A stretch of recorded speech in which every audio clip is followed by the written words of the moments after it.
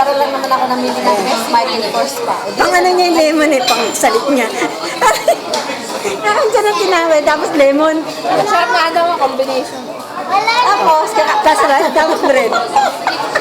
Tapos lemon ulit. Mana kung bata ka eh.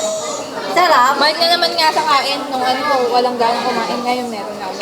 Ay, lemon naman ah. Sarap. Sabi, ayos kong combination ah. Maas.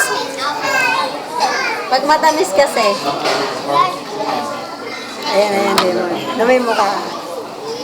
Naya. Huwag kang papasinin. Huwag pansinin. Hindi ako nakatingin.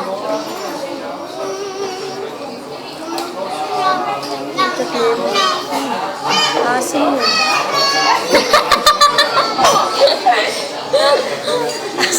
Ba't naman kasi ikagaganito ang lasa nito? Tapos tinapay naman.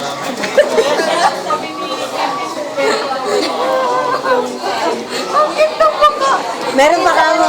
Lumala.